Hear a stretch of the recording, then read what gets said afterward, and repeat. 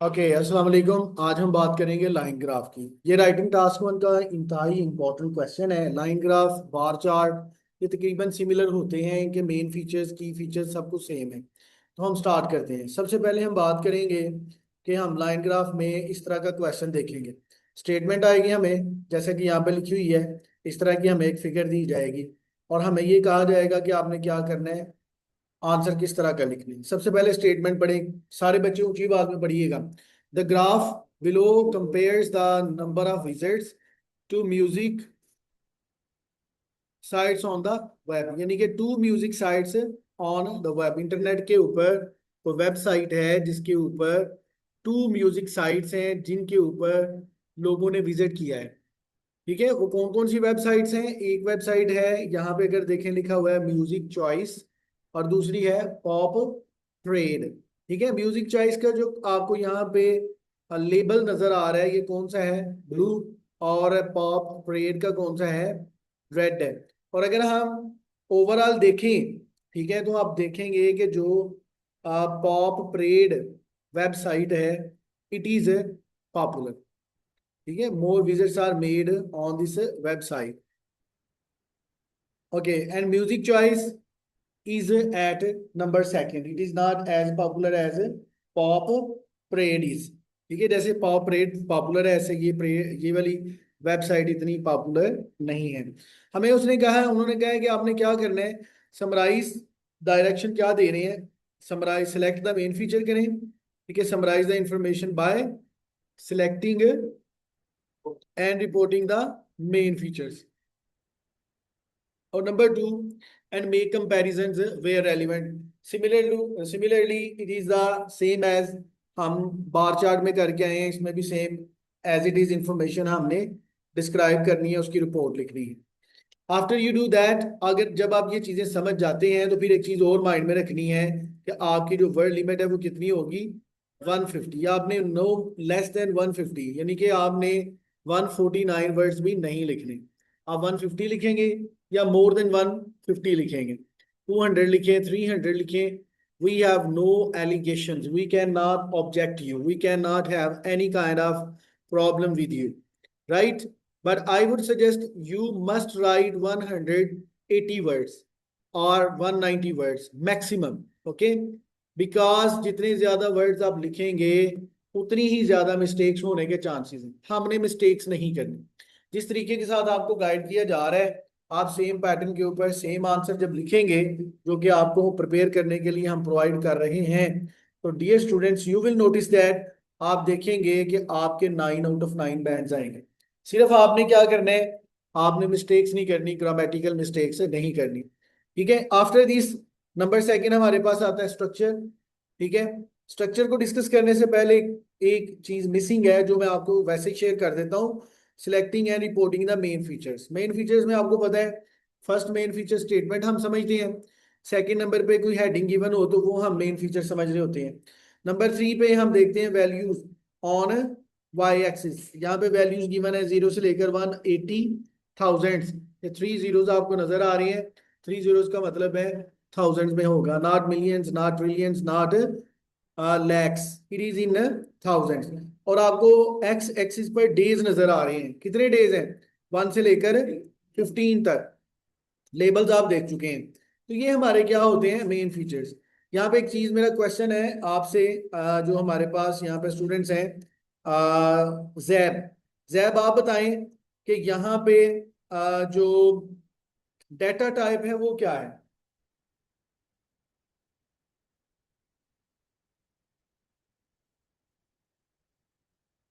आपको मेरी आवाज आ रही है? मिस आशा, आप बता दें डेटा टाइप क्या है यहाँ पे? What is the type of data? जी बेटा, आप बता दें। लाइन ग्राफ तो वो हमारी ग्राफिक्स है ना। आप बताएं डाटा टाइप क्या है? डाटा टाइप होता है, परसेंटेजेस होती हैं या नंबर्स होते हैं। यहाँ पे जो डाटा टाइप है, दैट इज थाउजेंड्स, यानी कि थाउजेंड्स में हमें डाटा गिवन है। ठीक हो गया? अब हम स्ट्रक्चर की बात करते हैं। When we talk about the structure, we have to write 4 paragraphs.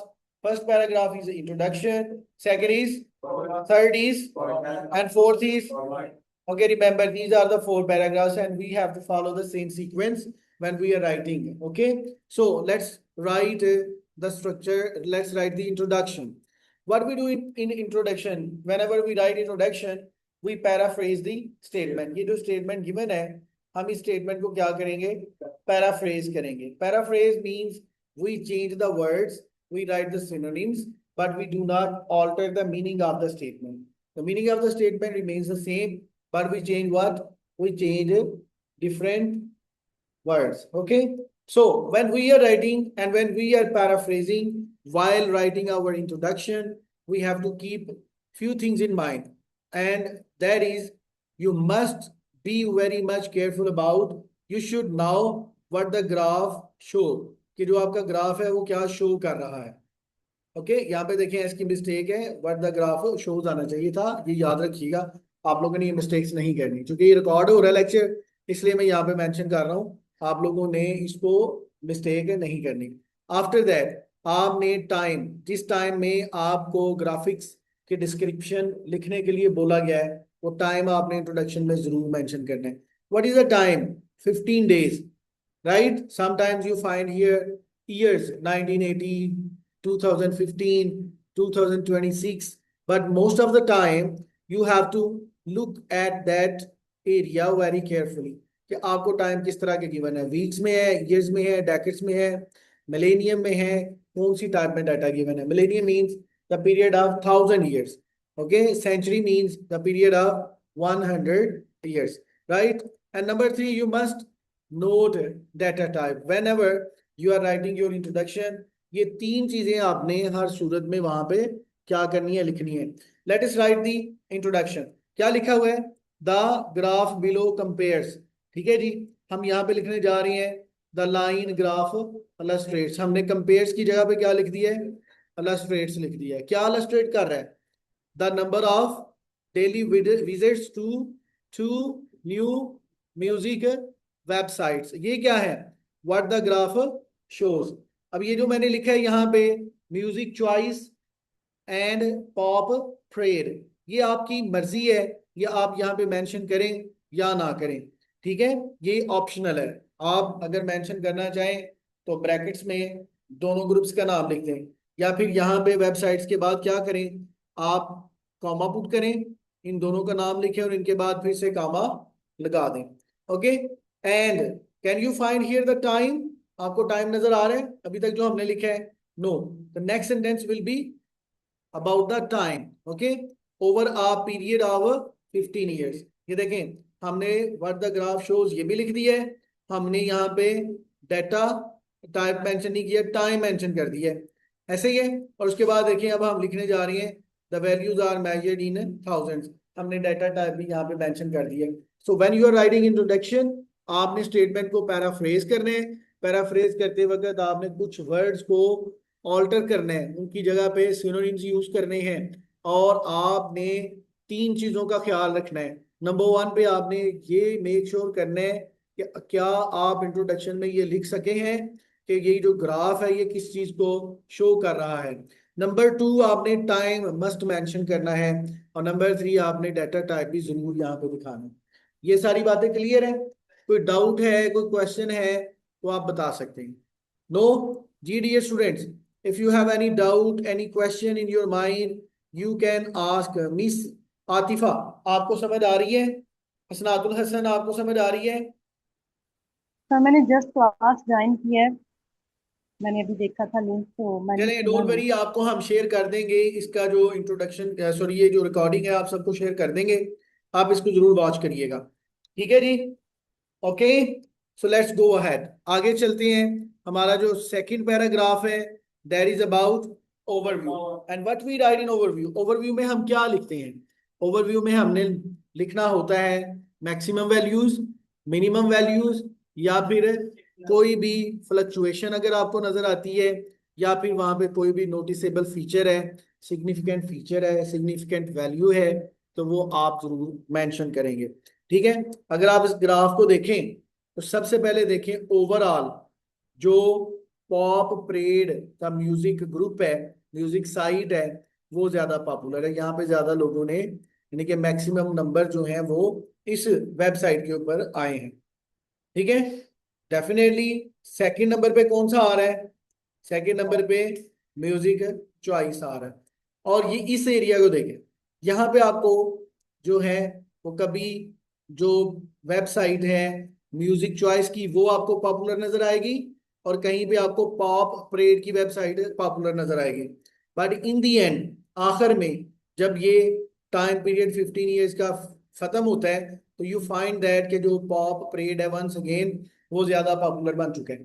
Do you understand? कोई कंफ्यूजन है तो आप बता सकते हैं। After looking at that, you have seen all these things, and now we are going to write our overview. Okay, so let us see that overall. जब भी हमने ओवरव्यू स्टार्ट करना है, हमने शो करना है, हमने लिखना है, ओवरऑल के साथ स्टार्ट करना है, एज अ होल के साथ स्टार्ट करना है। ठीक है, जो भी आपको सूटेबल फ्रेज लगेगी जो कि ओवरऑल पिक्चर को डिपिक्ट करेगी, शो करेगी, आपने वो लिखना है। So after that overall it is evident that pop parade attracted considerably more visitors than music choice for most of the period.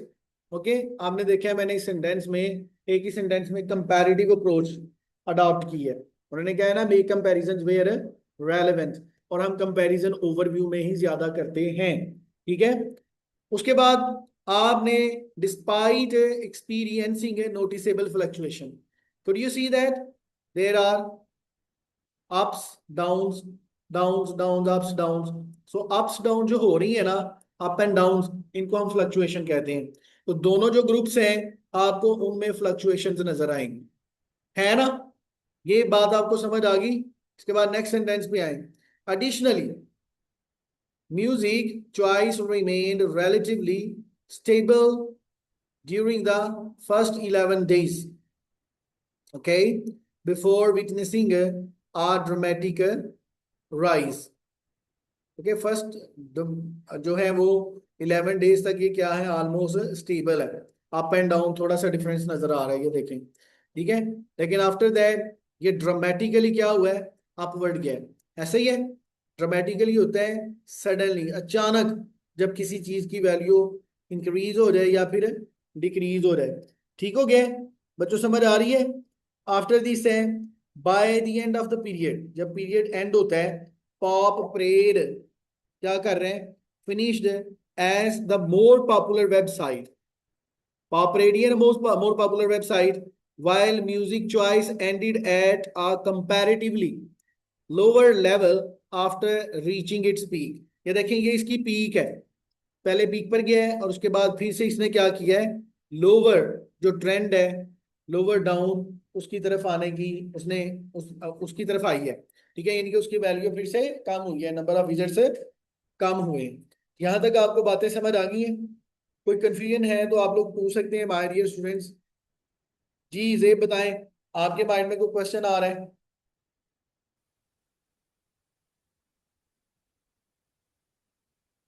No? Okay, वो नीचे हर चीज मेंशन होगी जैसे मैंने आपको बताया। सिमिलरली एज इट इज ही आपको चीजें आपको देखने को मिलेंगी। आगे चलते हैं। We have the first body paragraph now.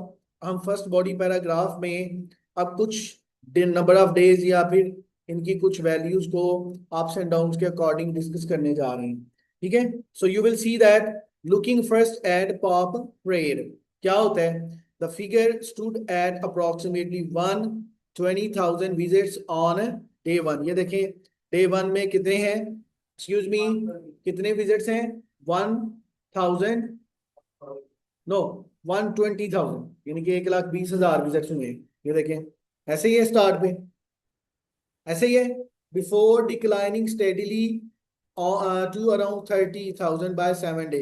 अब ग्रेजुअली ये देखें, डे बाय डे ये क्या हो रहा है, ग्रेजुअली नीचे हो रहा है, और 7th डे पे ये कहाँ पे पहुंच गया है, 30,000 विजिट। स्टार्ट कहाँ से हुआ था, 120,000 विजिट से, और 7th डे पे कहाँ पे पहुंच गया है, yes. After that it then recovered sharply after declining, after going down it recovers sharply।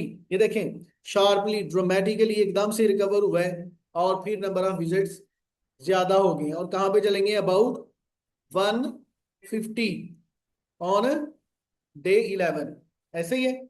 And then although the number fell to roughly 80,000 over the next 2 days में देखें यहाँ से 1 and 2 80,000 तक तकरीबन आ गया, ठीक है, thousands over the next 2 days, it increased it significantly again and peaked at the maximum level, you can say that, at around 170,000 on the final day. On the 15th day, on the last day, the number of visits were 100,000 people on the website.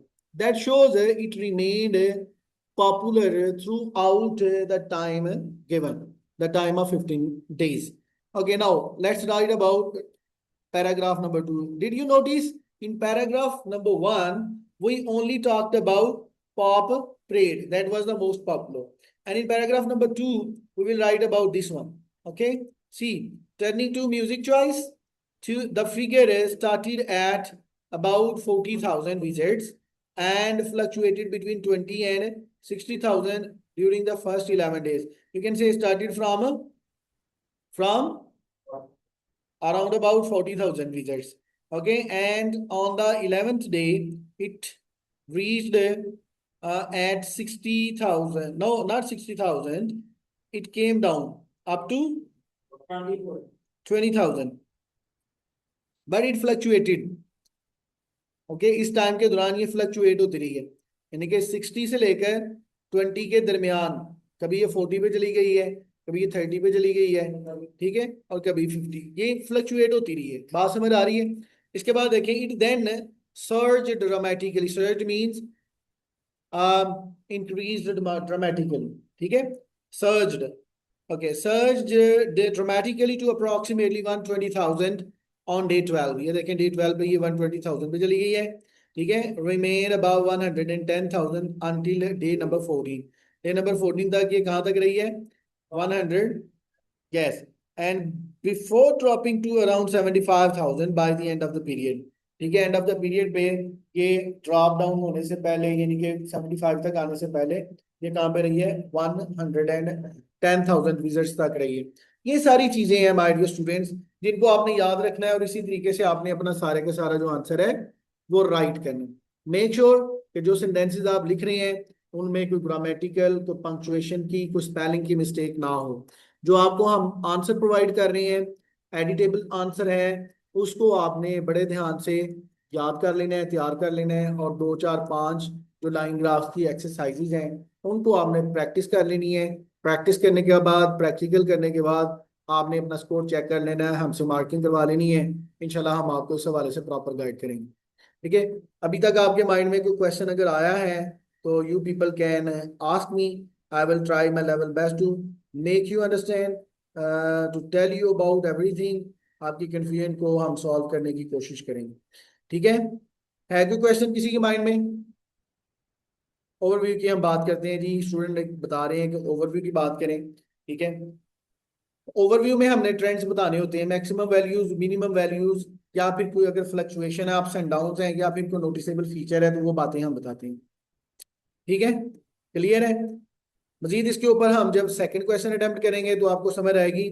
मैं आपको सबको एक exercise करने के लिए share करूंगा, आपने आज उसको सॉल्व करके तो मुझे सेंड बैक कर देनी है, ताकि हम चेक करें, देखें कहाँ पे आप सही हैं, कहाँ पे मिस्टेक्स हैं, वहाँ पे आपकी इंशाल्लाह हम करेक्शंस करेंगे और फर्दर एग्जाम के लिए आप अपने आप को प्रिपेयर करेंगे, ठीक है जी। इसके साथ ही दुआओं में याद रखिएगा, अपना ख्याल रखिएगा।